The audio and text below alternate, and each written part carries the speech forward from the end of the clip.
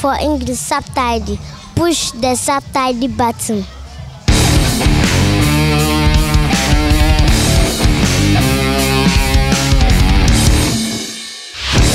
Hallo zu einer neuen Reptil-TV-Folge. Mein hübsches Intro-Tierchen hier, ein Blauzungenskink, Tiliqua gigas, Festland-Variante, würde ich von der Zeichnung her vermuten. Also Blauzungen sind ja wirklich absolut tolle Terrarientiere. Gucken, der faucht mich die ganze Zeit schon ein bisschen an, nicht, dass der mir hier noch den Finger zwackt, während ich hier rede. Blauzungen sind tolle Terrarientiere, sind in der Regel wirklich immer recht umgänglich, recht brav. Der faucht jetzt hier ein bisschen, wenn er mal hört, hier an meinem Mikrofon. Der mag es jetzt gerade gar nicht so, dass ich ihn hier habe. Aber normalerweise, oder auch der hier, super schöne Terrarientiere. Das Tolle ist auch von der Ernährung her, man kann die weitgehend vegetarisch ernähren mit Früchten, Fruchtbreien. Sind wie gesagt gemütliche Tiere. Der Körperbau sagt es auch schon ein bisschen aus, dass sie nicht so die Wahnsinns Fluchttiere sind sozusagen, ja, auf den kurzen Beinchen zu flüchten, ist vielleicht jetzt auch nicht gerade ideal. Ja, gemütliche, tolle Terrarientiere, deswegen heute mein Intro-Tierchen, ein schönes Blauzungenweibchen, by the way. Das Thema heute ein ganz anderes, weit weg von den Blauzungenskinken. Eine regelmäßige Frage ist, was sind denn possible Heteros? Ne? Fragen mich oder kriege ich E-Mails oder kriege die Frage gestellt, na, was sind denn possible Heteros? Ich kapiere das nicht so ganz. Das ist auch gar nicht so einfach mit den Possibles. Das ging mir am Anfang genau gleich und deswegen wollen wir das Thema heute ein bisschen erklären. Um das zu erklären, müssen wir zurück, beziehungsweise da bietet sich unser Kochstudio wieder an. Ne? Das Kochstudio ist, glaube ich, relativ beliebt bei der Community und das bietet sich ganz gut an, weil wir es da schön erklären können. Also, um der Sache auf den Grund zu gehen, haben wir hier erstmal ein Albino-Männchen und ein Klassik-Weibchen. Ja? Albino-Männchen mit Klassik-Weibchen, die kommen in unseren symbolischen Kochtopf, Vermehrungstopf, kommen die rein, Deckel zu, da drin paaren die sich, da drin legen die Eier, da drin vermehren die sich. Und das Ganze jetzt ein halbes Jahr später machen wir einen kurzen Cut und gucken rein, was wir im Töpfchen vorfinden. Wir schauen rein ins Töpfchen. Was finden wir? Wunderhübsche Königspython-Babys. Ich nehme die mal mit vollen Händen raus. Ja, in dem Fall 1, 2, 3, 4, 5 wunderschöne Babys.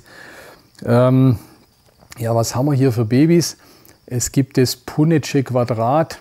Wenn ihr zum Beispiel in mein Buch reinschaut, Punnetsche Quadrat, Verpaarung, Klassik mit Albino, bekommen wir, jedes Baby ist 100% hetero-albino. Ne? Also jedes Baby von diesen 5 Babys hat die Erbanlage für Albino in sich. Die hat sie vom Vater in dem Fall geerbt und trägt dieses Albino-Gen in sich. Da Albino rezessiv ist, sieht man es nicht. Ne? Die sind normal gefärbt oder haben die normale Farbe, tragen aber dieses Albino-Gen in sich drin. Jetzt geht die Warterei wieder los. Wir müssen die Tiere großziehen, um zu sehen, was weiter passiert. Ne? Also nochmal rein und jetzt erst mal warten, 2 Jahre, bis die Tiere adult sind. Die Zeit vergeht, kleine Kinder werden groß. Wir haben jetzt Het Albino mit Het Albino, Männchen, Weibchen, zusammen ins Töpfchen. Wird der Topf schon bald ein wenig klein. Deckel drauf, warten und wieder circa ein halbes Jahr später, die paaren sich jetzt, die legen Eier, wieder ein halbes Jahr später schauen wir, was wir für ein Ergebnis haben. Die schöne Zeit des Jahres kommt. Wir dürfen die Babys ernten sozusagen, also die Mühen oder der Erfolg der Mühen. Was haben wir Tolles? Wir haben in dem Fall 4 Babys. Das ist ganz praktisch, dass wir 4 Babys haben, weil dann stimmt auch die Genetik ganz genau. Wir haben Verpaarung Hetero mit Hetero.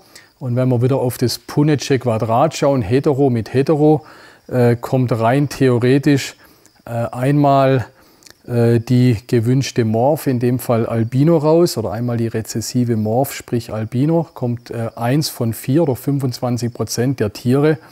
Da haben wir den Großvater sozusagen, oder die Farbe des Großvaters kommt wieder zum Vorschein, die Albino-Farbe.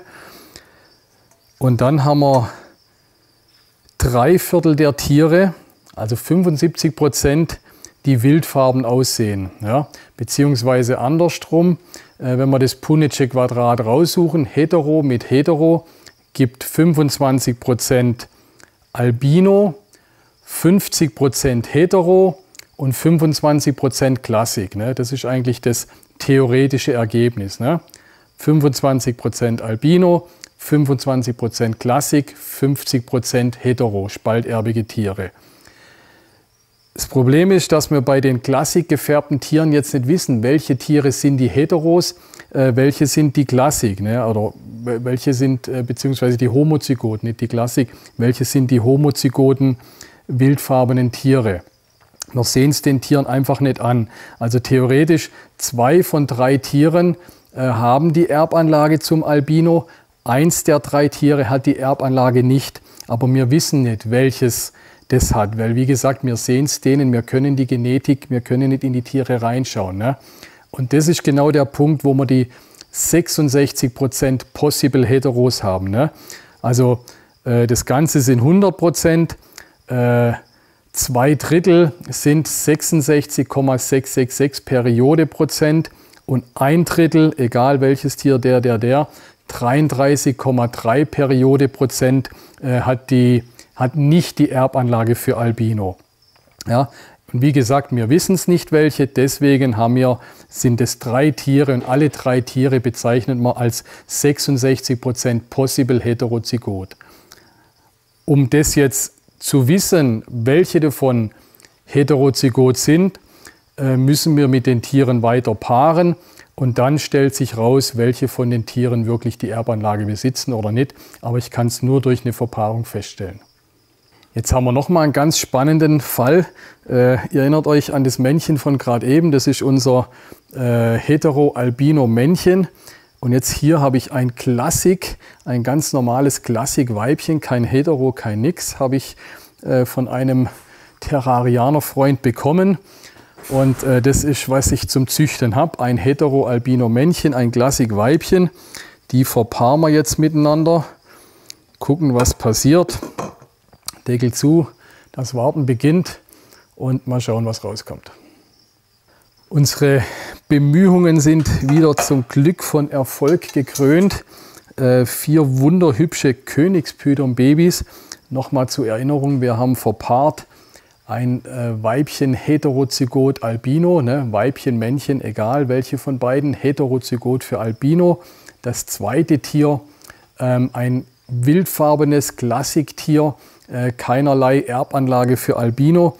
Und was bekommen wir raus? Große Enttäuschung, wir kriegen kein Albino raus.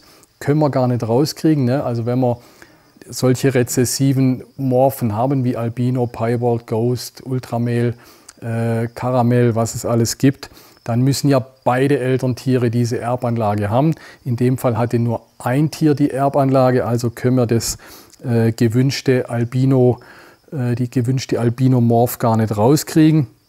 Wir haben 4 wunderhübsche Babys rausbekommen und das Tolle ist, dass 2 von 4 Tieren die Erbanlage für Albino bekommen haben. Ne? In 2 dieser 4 Tiere steckt diese Albino-Veranlagung drin. Dummerweise wissen wir wieder nicht, in welchen 2. Man sieht es den Tieren nicht an. Wir können nicht reingucken, wir können keine, auch ein Bluttest oder weiß der Herrgott was, kann uns nicht sagen, wo das Albino drin steckt. Und in dem Fall, wenn die Hälfte der Tiere, 2 von 4 oder 3 von 6 oder was weiß ich, und wenn er 5 hat, dann sind es theoretisch 2,5 von 5 oder was. Also die Hälfte des Geleges hat die Erbanlage, dann spricht man in dem Fall von 50% Possible Hetero. Ne? 50%, also das Tier ist mit der Chance 1:2 hat es die Erbanlage für Albino. Ne? Man weiß es nicht, man kann es nur testen, indem man die Tiere weiter verpaart. Jetzt kommt die berechtigte Frage, was bekomme ich, wenn ich Possible Hetero mit Possible Hetero verpaare? Wenn ihr wirklich sehr viel Glück habt, wenn man jetzt zum Beispiel, egal, 50% oder 66% Possible Het mit einem anderen Tier, 50-60% Possible Het verpaaren.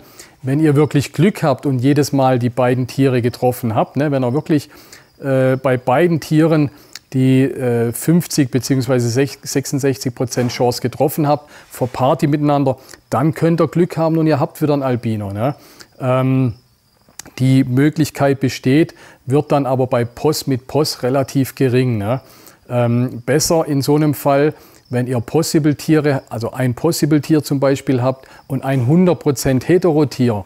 Ne? Wenn ihr dann verpaart, dann könnt ihr zumindest, dann könnt ihr das Possible-Tier oder könnt ihr testen, ist das Tier possible oder nicht. Ne? Verpaart es mit dem 100% Hetero, schaut die Babys an.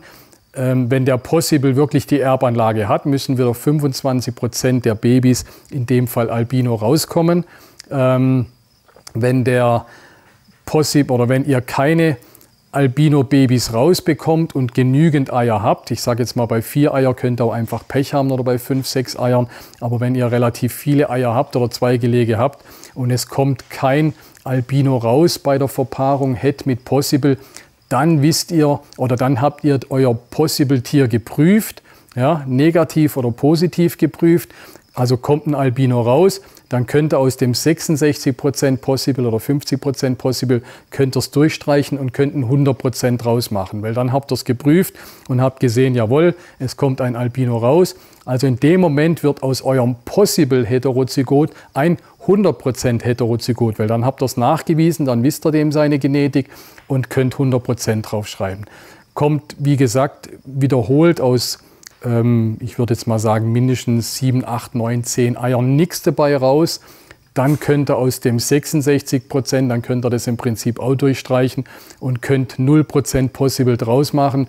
Dann ist es kein heterozygotes Tier oder dann hat er die Erbanlage nicht und es ist ein ganz, in Anführungsstrichen, normaler Klassik ohne Erbanlage für Albino. Ne? So könnt ihr aus eurem Possible Hetero einen Test machen, ist er hetero oder nicht, indem man mit einem entweder einem 100% Hetero verpaart oder natürlich noch besser, wenn er sogar mit einem Albino verpaart in dem Fall. Ne? Ihr verpaart euer 66% Possible Baby mit einem Albino.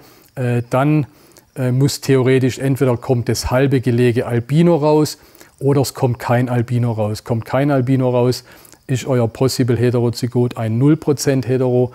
Kommen Albinos raus, wird aus dem Possible Heterozygot ein 100% Heterozygot. Ja. Jetzt werden euch die Ohren klingeln vor lauter Hetero und Possible und was weiß ich. Zur Not schaut es euch 2, 3 Mal an, aber so macht das Ganze Sinn. Ich glaube, wenn man sich das langsam durch den Kopf gehen lässt, gerade jetzt den Schluss mit dem Prüfen und Nicht-Prüfen, aber dann habt ihr jetzt eine ganz gute Erklärung und der Kochtopf, der veranschaulicht das vielleicht auch noch ganz gut. Und somit hoffe ich, konnte ich eure Fragen, was das Thema Possible betrifft, klären. Und wer noch mehr von uns sehen will, hier unser letztes Video könnt ihr euch anschauen oder hier ein zufällig für euch ausgewähltes Video. Und besonders wichtig, wie bei YouTube immer, abonniert unseren Channel. Gebt uns einen Daumen hoch, macht die Glocke an, dass es immer aufpoppt und wenn ihr Terrarienprodukte braucht, schaut in den Shop rein.